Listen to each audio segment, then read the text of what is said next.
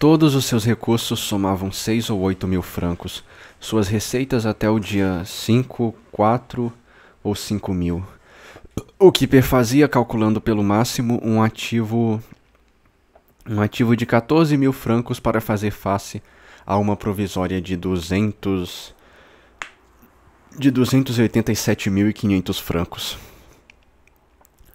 Não havia nem como oferecer um adiantamento daqueles. Entretanto, quando Morrel desceu para jantar, parecia bastante calmo.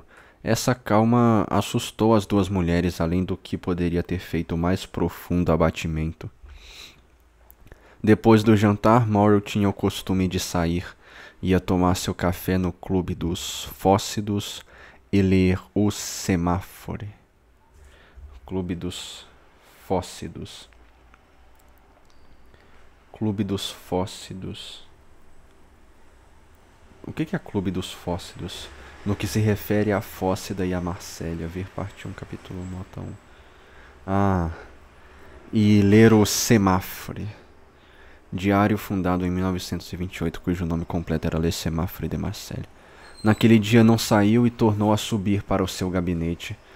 Quanto a Cocles, que parecia inteiramente perplexo, durante uma parte do dia ficara no pátio sentado numa pedra, com a cabeça descoberta sob um sol de 30 graus. Emmanuel tentava tranquilizar as mulheres, mas não era eloquente. O jovem estava suficientemente a par dos negócios da firma para não perceber que uma grande catástrofe pairava sobre a família Morrel. Anoiteceu. As duas mulheres permaneciam de vigília, esperando que, ao descer de seu gabinete, Morrel entrasse no cômodo onde costumavam ficar.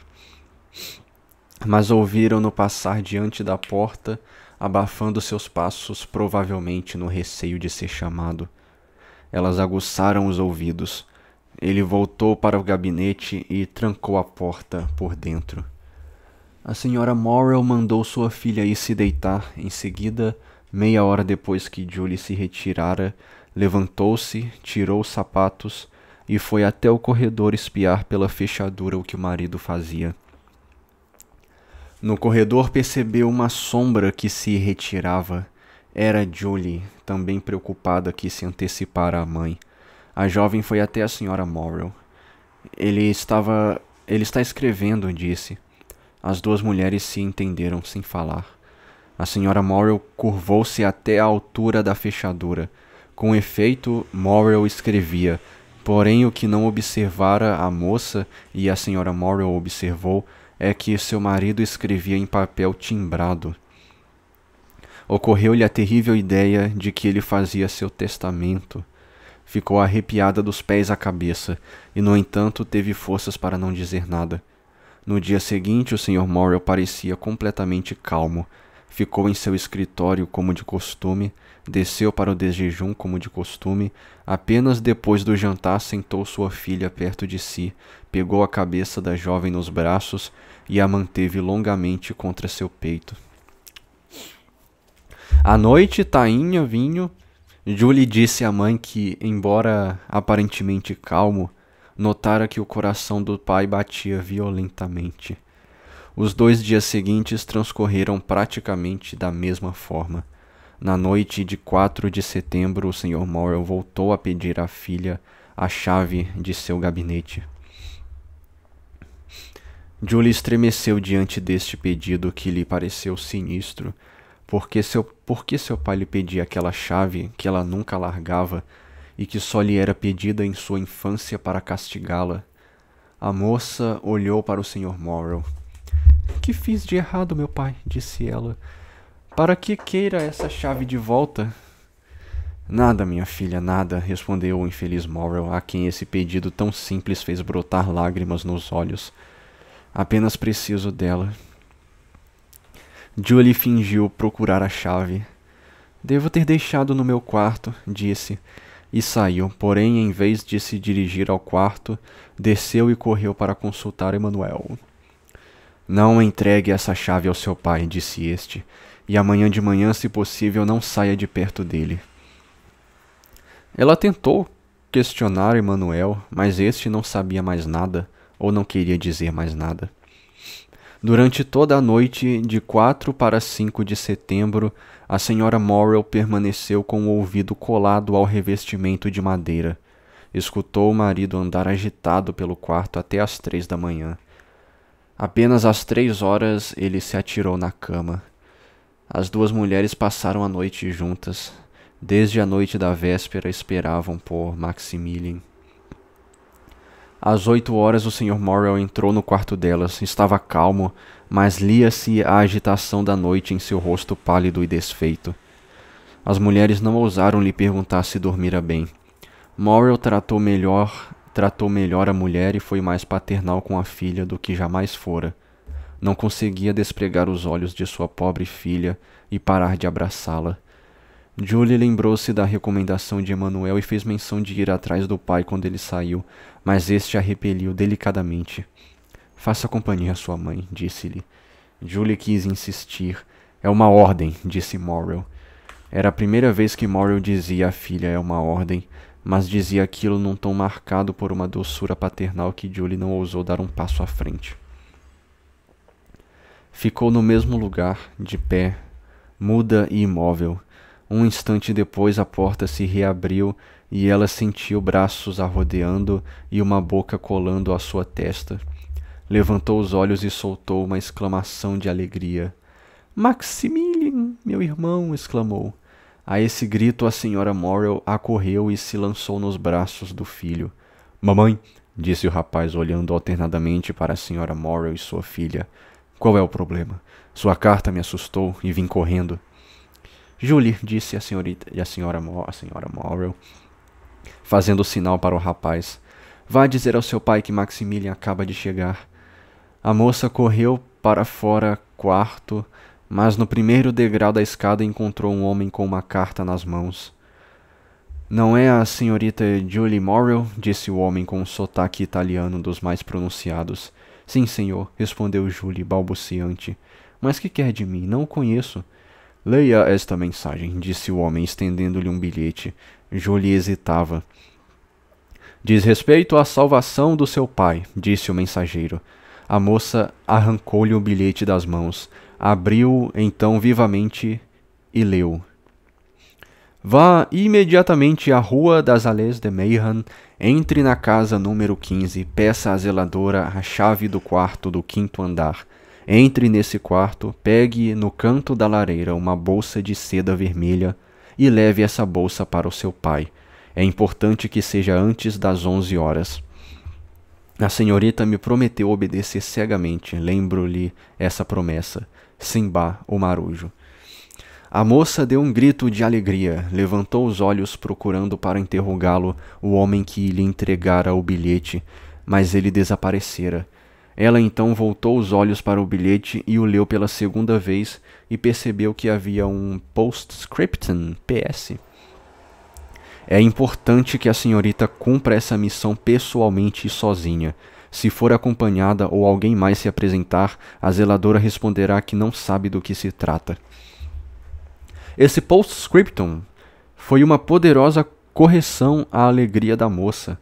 Não teria nada a temer? Não seria alguma armadilha que lhe preparavam? Sua inocência deixava sem saber que perigos podia correr uma moça de sua idade. Mas não precisamos conhecer o perigo para temer. Há inclusive uma coisa a ser observada, é que são justamente os perigos desconhecidos que inspiram os maiores terrores. Profundo. Julie hesitava, resolveu pedir um conselho. Porém, por força de uma estranha intuição, não foi nem à mãe, nem ao irmão que recorreu, foi a Emanuel. Desceu, contou-lhe o que acontecera no dia em que o emissário da Thomson & French tinha ido ao escritório de seu pai. Mencionou a cena da escada, repetiu-lhe a promessa que ela fizera e lhe mostrou a mensagem. A senhorita deve comparecer, disse Emanuel. Comparecer? Murmurou Julie. Sim, vou acompanhá-la.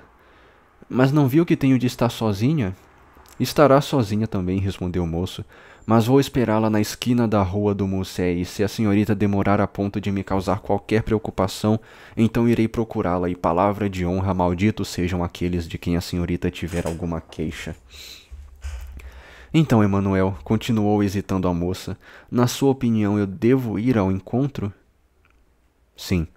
O mensageiro não lhe disse que se tratava a salvação do seu pai? Mas pense bem, Emanuel, que perigo ele corre? Perguntou a moça. Emanuel hesitou por um instante, mas o desejo de convencer a moça de uma vez e sem demora prevaleceu. Escute, disse-lhe, hoje é 5 de setembro, não é? Sim. Hoje, às 11 horas, seu pai tem perto de 300 mil francos a pagar. Sim, sabemos disso.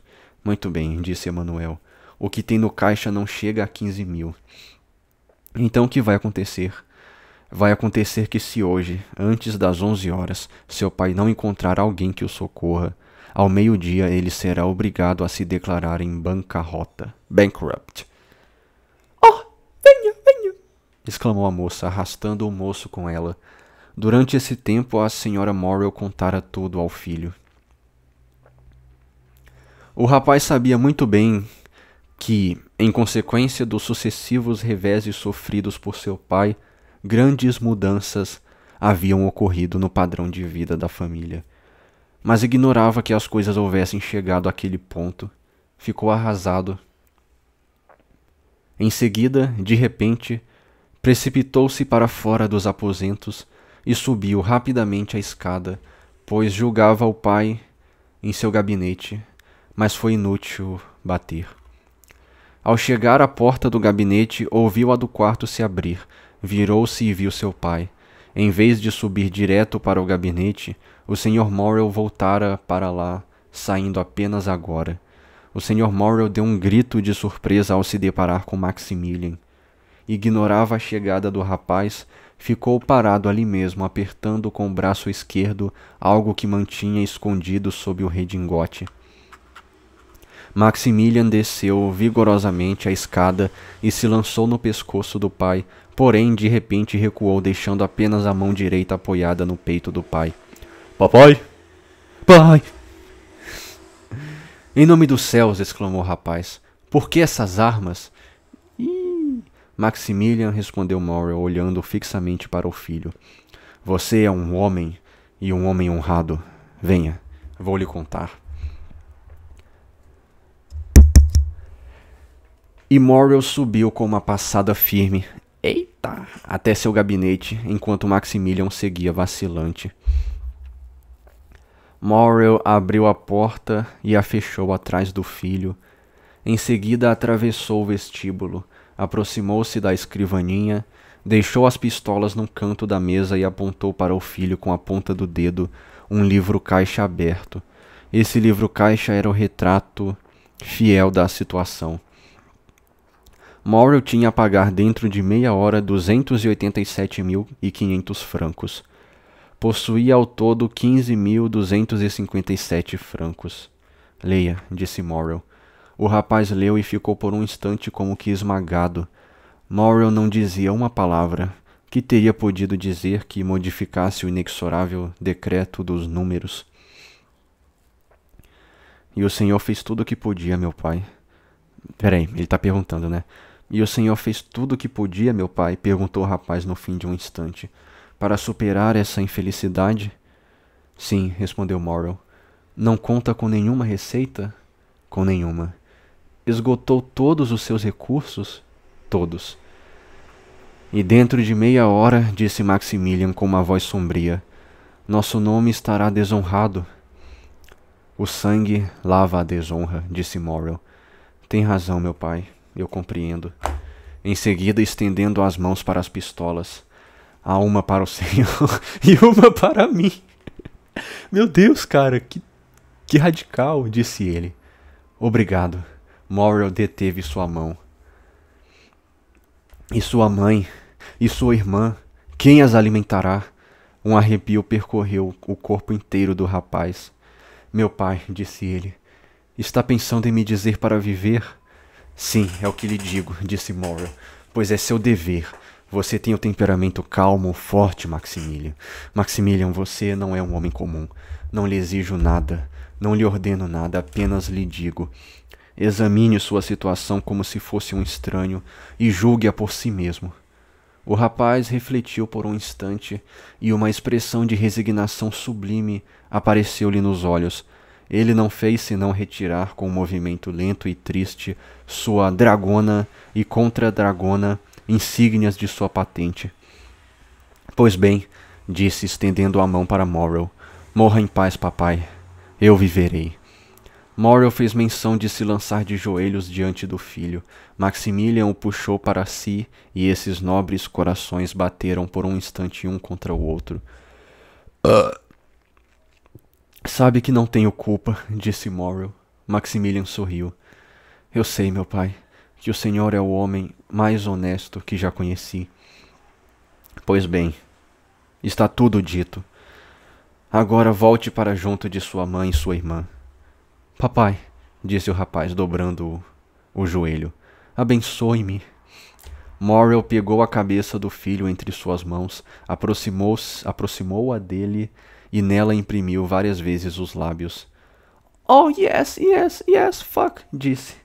Eu abençoo em meu nome e em nome de 3 gerações de homens inatacáveis. Escute agora o que eles dizem pela minha voz. O edifício que o infortúnio destruiu, a providência pode reconstruir.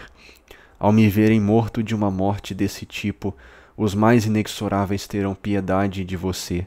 Talvez lhe concedam o prazo que me teriam recusado. Trabalhe, então, para que a palavra infame não seja pronunciada.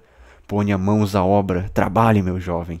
Vai botar o filho dele para trabalhar para pagar a dívida. Lute com ardor e coragem. Vivam você, sua mãe e sua irmã, do estrito necessário, a fim de que, dia a dia, o patrimônio daqueles a quem devo aumente e frutifique em suas mãos. Pense que o dia da reabilitação será um belo dia, um grande dia, um dia solene, o dia em que nesse mesmo escritório você dirá: meu pai morreu porque não podia fazer o que faço hoje, mas morreu tranquilo e calmo, porque sabia que eu o faria ao morrer. Oh, papai, papai, exclamou o rapaz, se apesar de tudo o senhor pudesse viver. Se eu vivesse, tudo mudaria. Se eu vivesse, o interesse se transformaria em dúvida, a piedade em volúpia.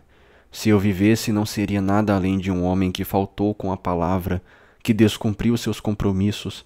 Não seria nada além de um falido, em suma. Se eu morrer, ao contrário, pense nisso, Maximilian. Meu cadáver será apenas o de um homem honesto e desgraçado. Vivo, meus melhores amigos evitariam minha casa. Morto, Marcélia inteira me acompanhará chorando até a minha última morada. Vivo, você teria vergonha do meu nome. Morto, você erguerá a cabeça e dirá: sou o filho daquele que se matou porque pela primeira vez fui obrigado a faltar com a palavra. O rapaz soltou um gemido, mas pareceu resignado. Era a segunda vez que a convicção entrava não em seu coração, mas em seu espírito. E agora, disse Morrel, deixe-me sozinho e trate de afastar as mulheres. Não quer falar com a minha irmã? Perguntou Maximilian. A última e frágil esperança do rapaz nessa entrevista, eis porque a sugeria. O Sr. Morrel balançou a cabeça. Estive com ela pela manhã, respondeu, e fiz minha despedidas. Minha despedidas. Não tem nenhuma recomendação particular a me fazer, meu pai? Perguntou Maximilian com uma voz alterada. Sim, meu filho, uma recomendação sagrada. Fale, meu pai. A casa Thompson em frente é a única que por humanidade, ou talvez por egoísmo, quem sou eu para ler o coração dos homens, teve pena de mim. Seu representante, aquele que daqui a 10 minutos se apresentará para receber o montante de uma duplicata de 287.500 francos. Não direi que me concedeu, mas me ofereceu 3 meses. Que essa firma seja a primeira a ser reembolsada, meu filho. Que esse homem seja sagrado para você. Sim, meu pai, disse Maximilian.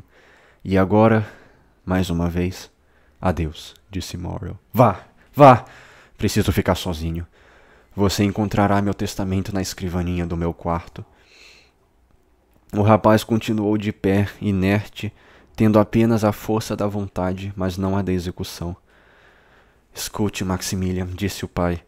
Suponha que eu seja um soldado como você, que tenha recebido a ordem de conquistar um reduto e que você sabe que devo ser morto ao conquistá-lo. Você não me diria o que disse ainda há pouco? Vá, meu pai, pois o Senhor se desonrará se viver, e mais vale a vida que a vergonha. Sim, sim, disse o rapaz, sim. E apertando convulsivamente Morrel em seus braços, conformou-se. Vá, meu pai. E precipitou-se para fora do gabinete. Quando o filho saiu, Morrel ficou por um instante de pé, com os olhos fixos na porta.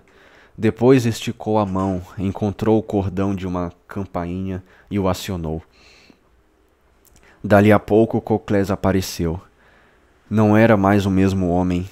Aqueles 3 dias de resignação o haviam prostrado. Este pensamento, a casa Morrel vai suspender seus pagamentos, o curvava para a terra mais do que teriam feito 20 outros anos nas costas.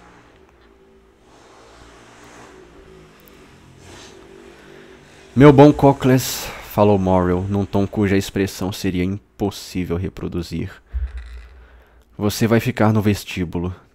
Quando esse cavalheiro, que já veio há 3 meses, você sabe, o representante da Thomson & French vier, você o anunciará. Coclès não respondeu nada, fez um sinal com a cabeça, foi sentar no vestíbulo e esperou. Morrel jogou-se de novo na cadeira, seus olhos se dirigiram para o pêndulo. Restavam-lhe 7 minutos, apenas isso. O ponteiro caminhava com uma rapidez incrível, parecia vê-lo em movimento.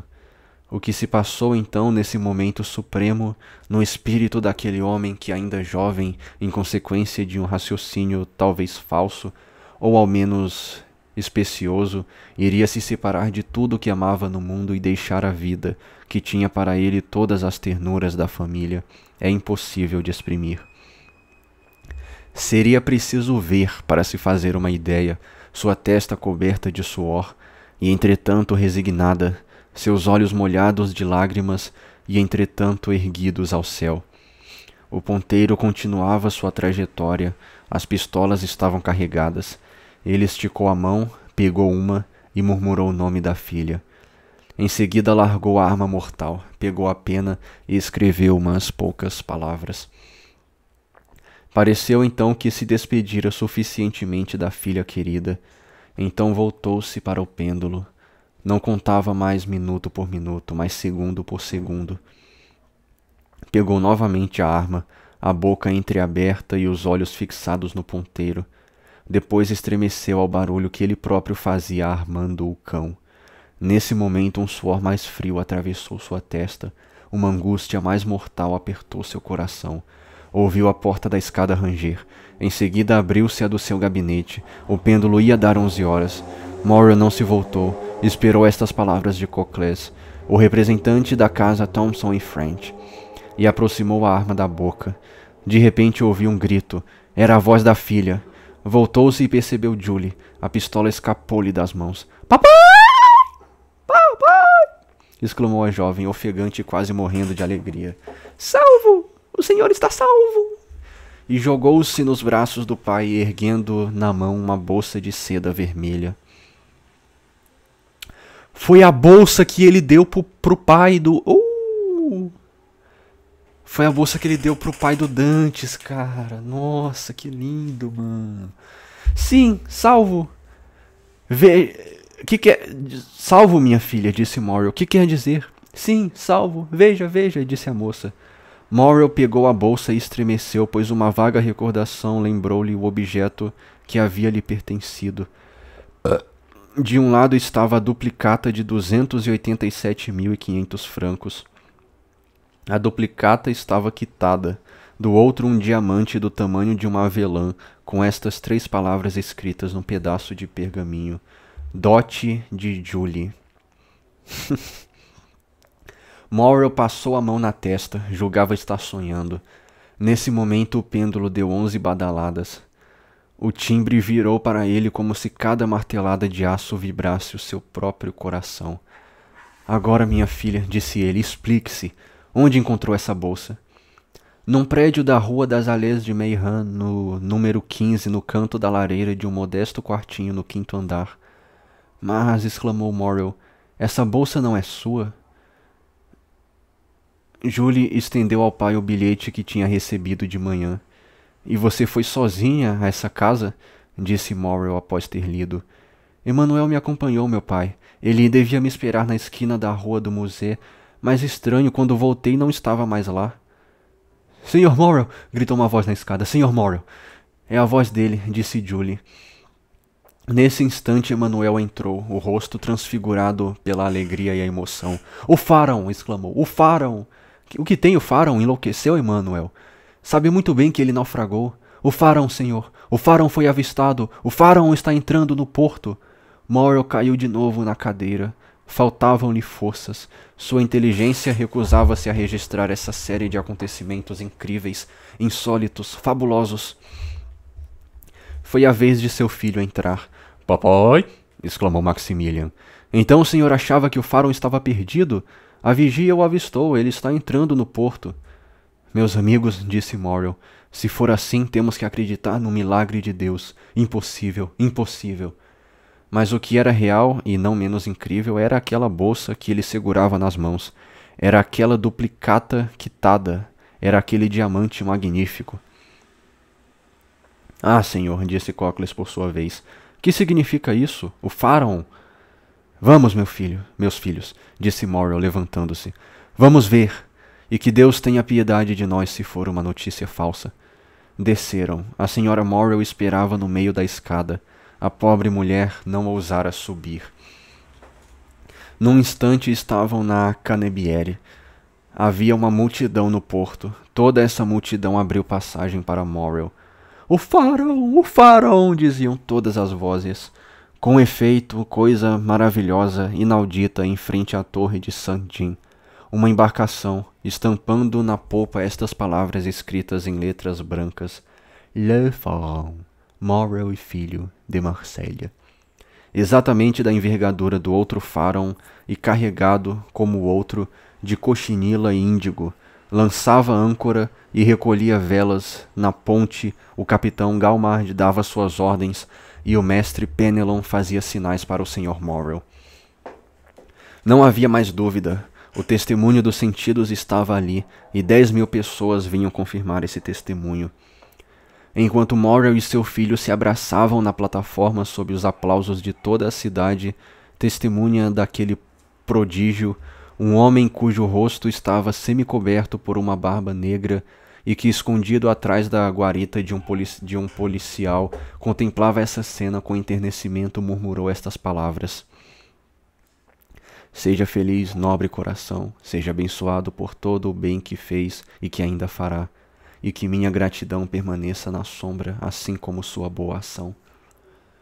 Com um sorriso em que transpareciam alegria e felicidade, deixou o refúgio onde se escondera, e sem que ninguém lhe desse atenção, tão preocupados estavam todos com o acontecimento do dia, desceu uma dessas escadinhas que servem de desembarcadouro e chamou 3 vezes.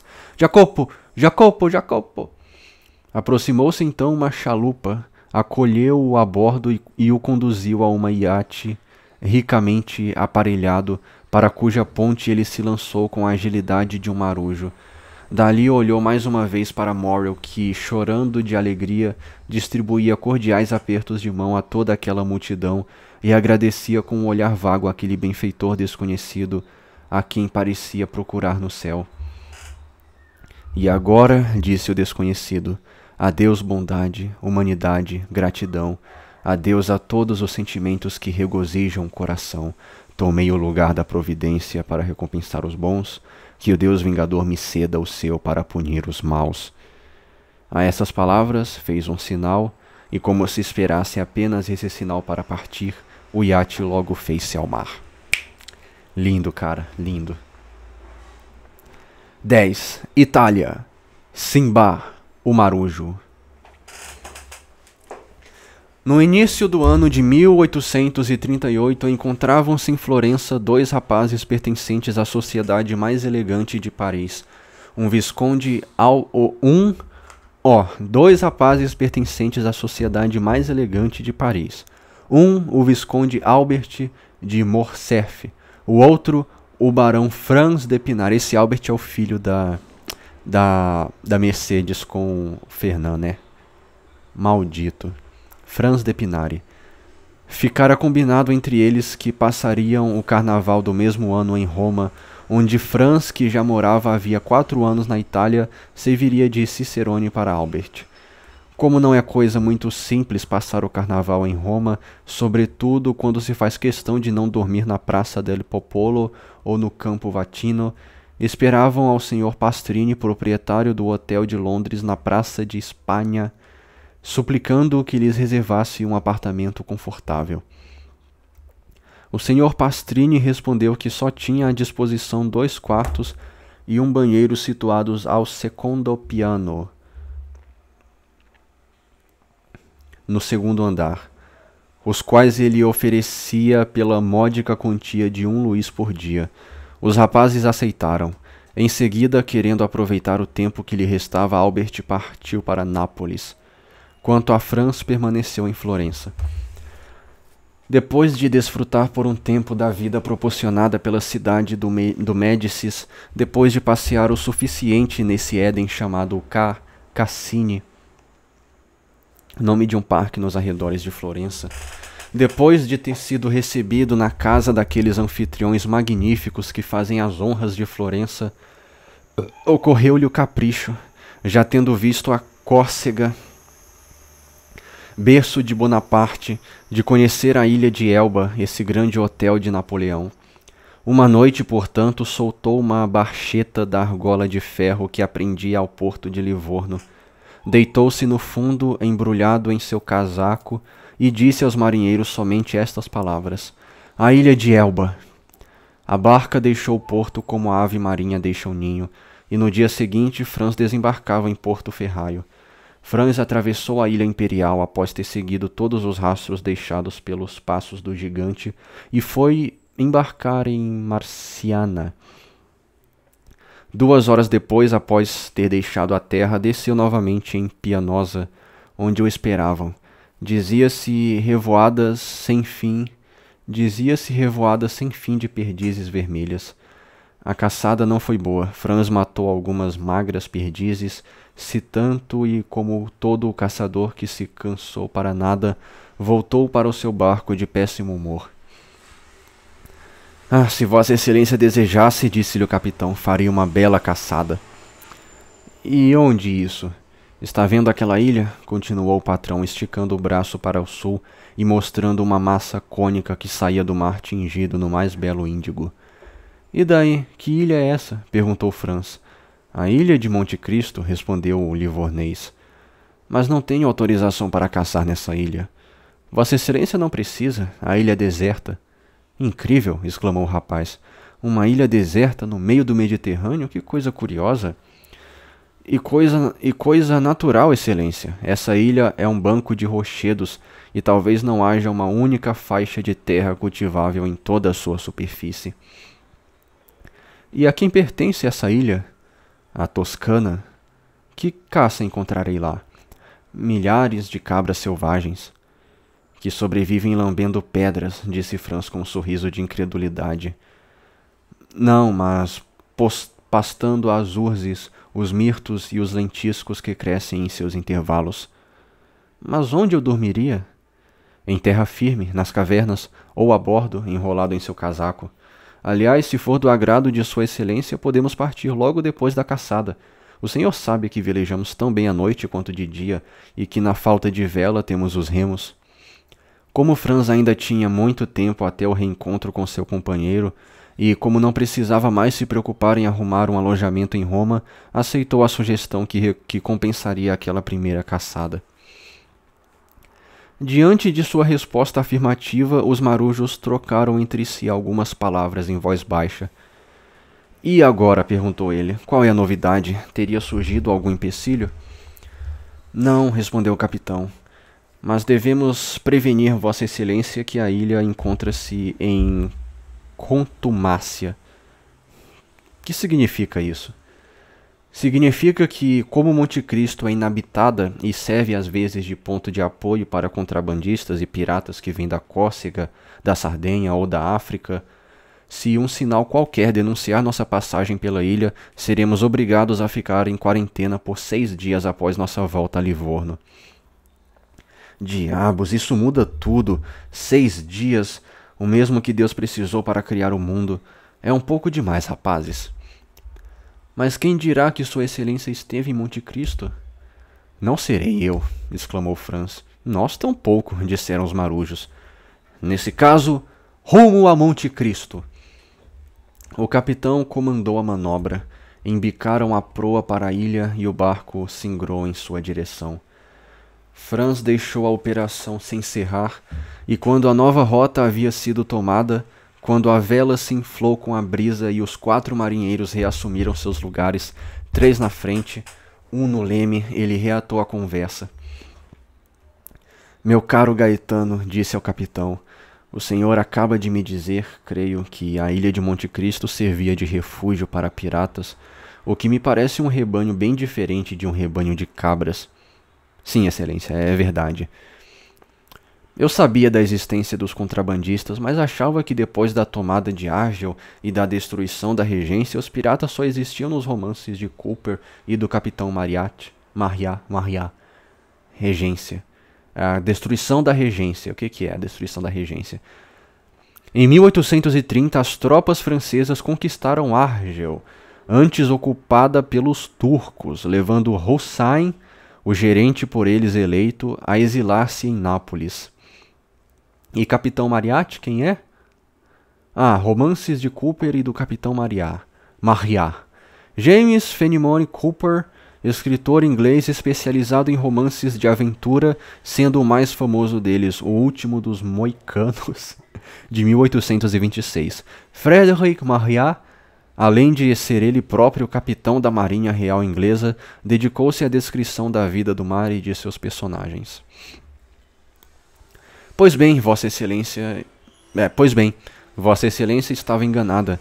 Existem tanto piratas quanto salteadores, supostamente exterminados pelo Papa Leão XVII e que, no entanto, todos os dias atacam viajantes até as portas de Roma. Não ouviu dizer que há cerca de 6 meses o encarregado de negócios da França junto à Santa Sé foi desfalcado a 500 passos de Velletri? O que é Velletri? Comuna na província de Roma, situada nos Montes Albanos. Realmente? Pois então, se Vossa Excelência morasse em Livorno como nós, ouviria dizer de tempos em tempos que uma pequena embarcação carregada de mercadorias ou que um bonito iate inglês esperado em Bastia, em Porto Ferraio ou Civita Vecchia não chegou, que não sabem o que foi feito dele e que provavelmente deve ter se despedaçado contra algum rochedo. Esse rochedo que ele encontrou é uma barca chata e estreita, tripulada por 6 ou 8 homens, que o surpreenderam ou pilharam em uma noite escura e tempestuosa, nos arredores de alguma ilha selvagem e inabitada, como salteadores surpreendem e pilham uma diligência nas profundezas de um bosque. Mas enfim, insistiu Franz, ainda esticado em sua barca, por que estes a quem tal incidente acontece não se queixam? Por que não recorrem à vingança do governo francês, sardo ou toscano, contra esses piratas? Por quê? Disse Gaetano com um sorriso. Sim, por quê? Em primeiro lugar, porque eles transferem da embarcação ou do iate para a barca tudo o que é cobiçável. Depois, amarram a tripulação pelos pés e pelas mãos, prendem no pescoço de cada homem uma bola de ferro de quase 12 quilos. Fazem um buraco do tamanho de uma barrica na quilha da embarcação capturada, sobem novamente para a ponte, fecham as escotilhas e passam para a barca. Ao cabo de 10 minutos, a embarcação começa a se queixar e a gemer, afundando pouco a pouco. Primeiro um dos lados mergulha, depois o outro, depois volta à tona de novo, depois mergulha outra vez, afundando mais e mais. De repente, um barulho igual a um disparo de canhão ressoa. É o ar que, quebrando ao convés, então a embarcação balança como um afogado se debatendo, mais pesada a cada movimento. Logo a água comprimida nas cavidades projeta-se das fendas, semelhante às colunas líquidas lançadas pelas ventas de um cachalote gigante. Finalmente a embarcação solta um último estertor, dá um último giro sobre si mesma e é tragada, cavando no abismo um imenso funil que rodopia um instante, enche-se pouco a pouco e acaba por desaparecer completamente, de modo que no fim de 5 minutos é preciso o olho do próprio Deus para ir buscar no fundo desse mar calmo a embarcação desaparecida. Compreende agora, acrescentou o capitão sorrindo, por que o barco não volta para o porto e por que a tripulação não faz queixa? Se Gaetano houvesse contado a coisa antes de sugerir a expedição, era provável que Franz tivesse pensado 2 vezes antes de empreendê-la. Mas haviam partido e pareceu-lhe covardia recuar.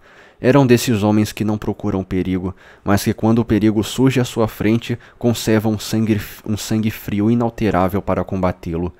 Eram desses homens de vontade serena, que consideram um perigo na vida um simples adversário num duelo, que calculam seus movimentos, que estudam sua força, que recuam para tomar fôlego, não o suficiente para parecerem covardes, que, compreendendo num relance todas as vantagens, matam num piscar de olhos. Bah, disse ele, atravessei a Sicília e a Calábria, naveguei durante 2 meses pelo arquipélago, e nunca vi sombra de salteador ou pirata. Arquipélago? Que arquipélago? Formado pelas ilhas Eólias ou Líparas, situadas na província de Messina, ao norte da Sicília. Mas eu não disse isso a Sua Excelência, disse Gaetano, para fazê-lo desistir do seu plano. Ela me interrogou e eu lhe respondi, só isso. Sim, meu caro Gaetano, e sua conversa é das mais interessantes. Portanto, como quero desfrutar dela o máximo de tempo possível, toque para Monte Cristo. Nesse íntere aproximavam-se rapidamente do fim da viagem. Ventava frio e o barco fazia 6 a 7 milhas por hora. À medida que se aproximavam, a ilha parecia irromper maior do seio do mar, e através da atmosfera límpida dos últimos raios do sol, distinguia-se como projéteis de um arsenal aquele amontoamento de rochas empilhadas umas sobre as outras, entre as quais avermelhavam as moitas e enverdeciam as árvores. Quanto aos marujos, embora parecessem absolutamente tranquilos, era evidente que sua vigilância estava alerta e que seu olhar interrogava o vasto espelho no qual deslizavam, em cujo horizonte viam-se alguns solitários barcos de pesca, com suas velas brancas balançando como gaivotas na crista das ondas. Estavam a esperar 15 milhas de Monte Cristo quando o sol começou a se pôr atrás da córcega, cujas montanhas apareciam à direita, recortando no céu a sombra denteada. Aquela massa de pedras semelhantes ao gigante Adamastor erguia-se ameaçadora diante do barco, roubando-lhe o sol que dourava sua parte superior. Tá, o gigante, quem é o gigante Adamastor que a ilha de Monte Cristo, dos rochedos, parecem, né? Gigante guardião do Cabo das Tormentas, atual Cabo da Boa Esperança, mencionado por Luís de Camões no canto 5º do poema épico Os Lusíadas. Que durava a parte superior. Pouco a pouco a sombra subiu do mar e pareceu expulsar à sua frente esse último reflexo do dia que ia se extinguir. Finalmente o raio luminoso foi rechaçado para cima do cone, onde se deteve por um instante como o fulgor inflamado de um vulcão. Finalmente a sombra, sempre ascendente, invadiu progressivamente o topo, como invadira a base, e a ilha apareceu como uma montanha cinzenta que continuava a escurecer. Meia hora depois era noite fechada. Felizmente os marinheiros estavam numa zona rotineira, a qual conheciam até a menor pedra do arquipélago toscano. pois no meio da escuridão profunda que envolvia o barco, Franz não estava completamente despreocupado. A córcega sumira completamente, a própria ilha de Monte Cristo tornara-se invisível. Mas os marujos pareciam ter, como o lince, a faculdade de enxergar nas trevas, e o piloto que se mantinha no leme não acusava a menor hesitação. Desde o pôr do sol, cerca de 1 hora já se passara quando Franz julgou perceber uma sombra a 1/4 de milha à esquerda. Porém, sendo impossível distinguir o que era, ele teve medo de provocar a hilaridade de seus marujos, tomando nuvens flutuantes por terra firme, e manteve o silêncio. Porém, de repente, uma intensa luminosidade apareceu na margem. A terra podia se assemelhar a uma nuvem, mas o fogo não era um meteoro. O fogo não era um meteoro.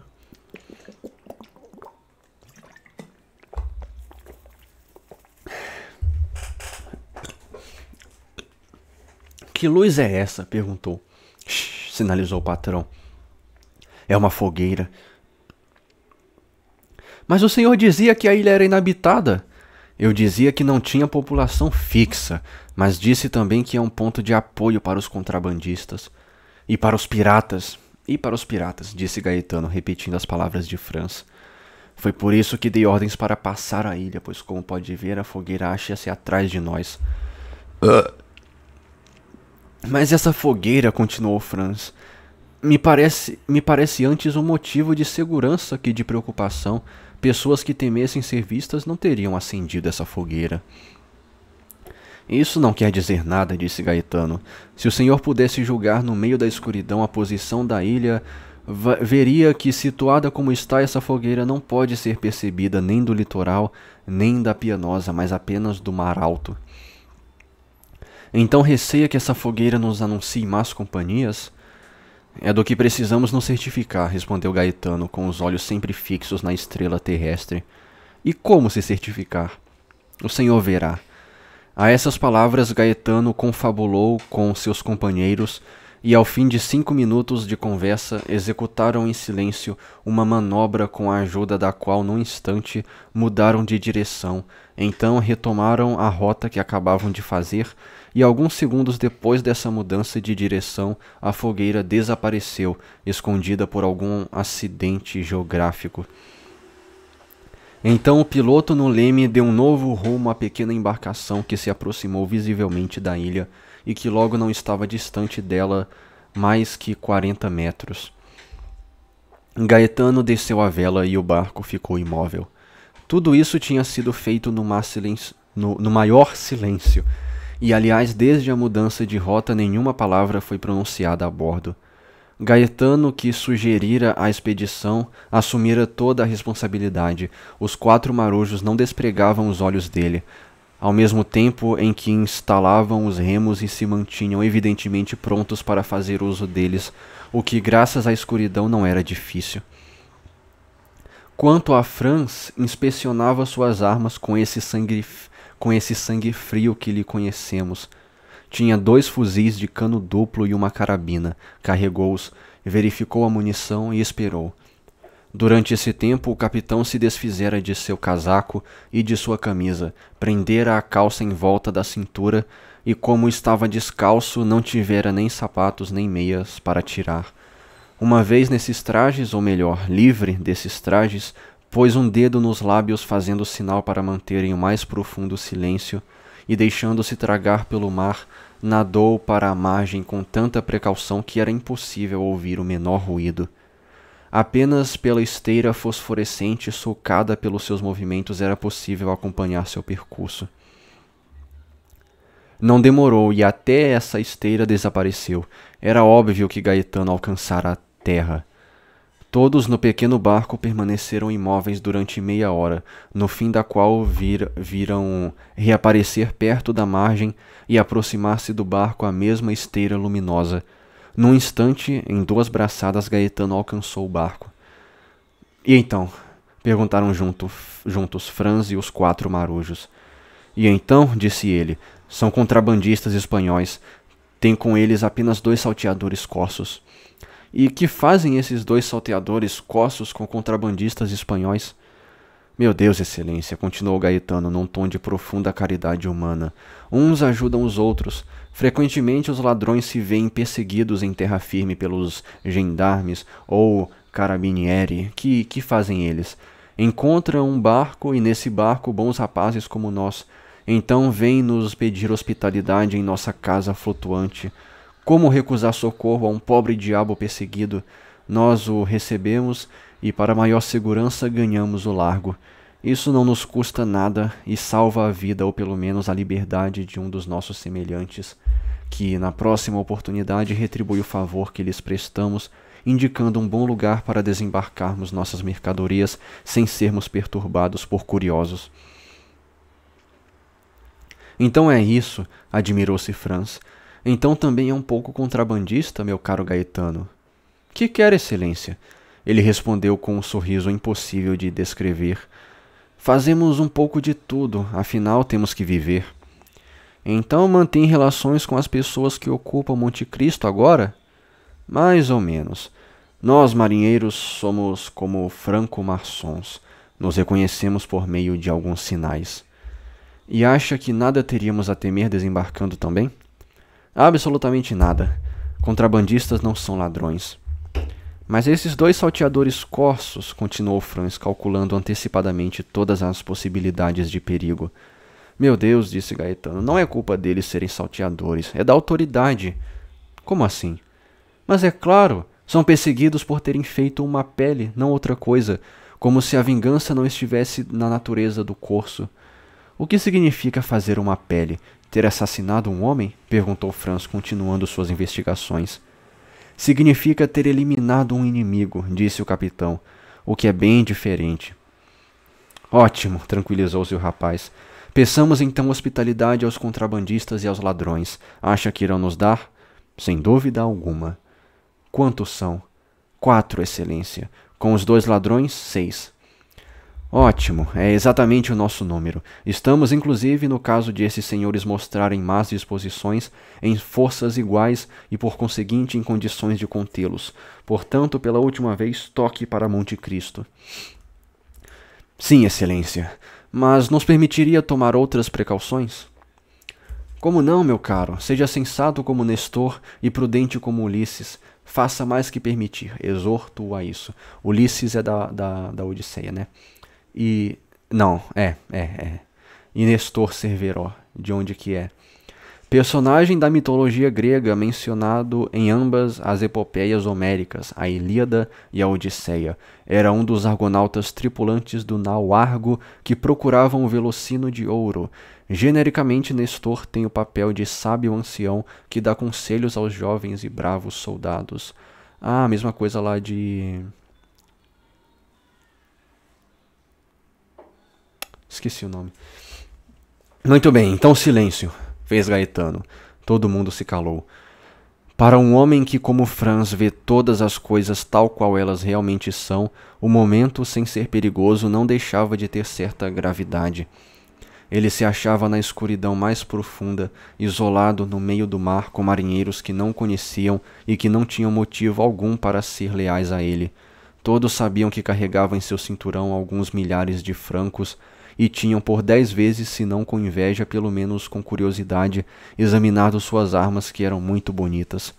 Por outro lado, ia desembarcar sem outra escolta, a não ser a desses homens, em uma ilha de nome muito religioso, mas que parecia não prometer a Franz hospitalidade muito diferente da oferecida no Calvário a Jesus.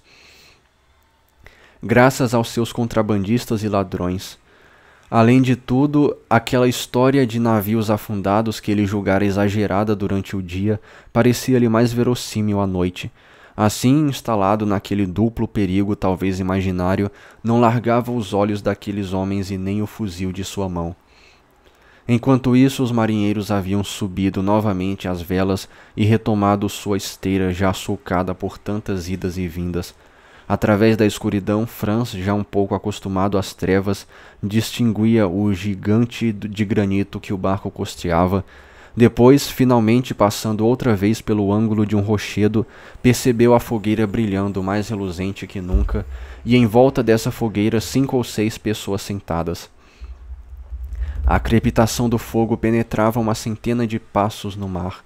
Gaetano costeou a luminosidade, mantendo entretanto a embarcação na parte não iluminada.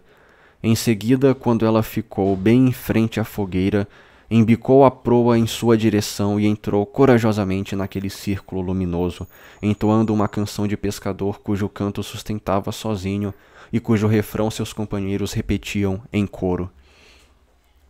A primeira palavra da canção, os homens sentados em torno da fogueira se levantaram e se aproximaram do ancoradouro, os olhos fixos no barco do qual tentavam visivelmente medir a força e adivinhar as intenções. Logo pareceram ter feito um exame suficiente e foram, à exceção de um único que permaneceu de pé na praia, sentar-se novamente em torno da fogueira, diante da qual assava um cabrito inteiro.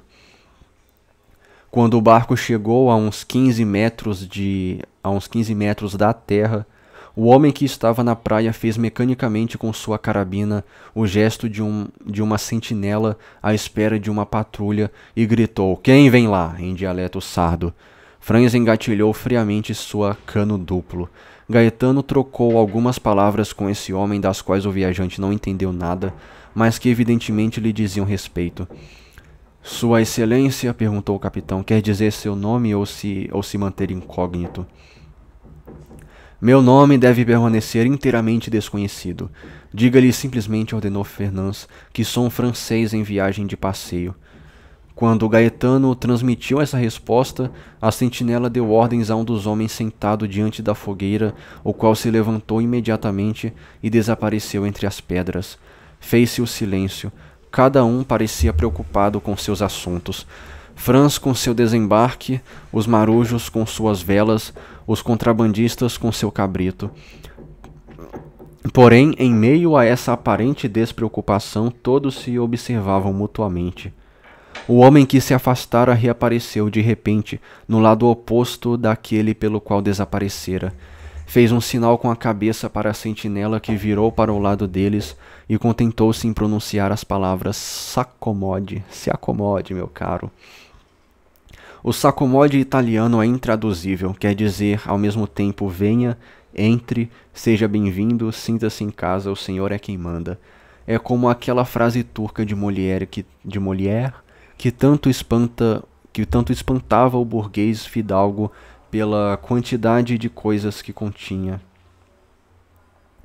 Frase turca de Molière, citação de O Burguês Fidalgo, ato 4, cena 3, Cleonte Bellman Covielli. Ele disse que vós deveis segui-lo imediatamente para vos preparar para a cerimônia, a fim de, em seguida, encontrar-se com vossa filha e concluir o casamento. Jordan, tanta coisa em 2 palavras, sim.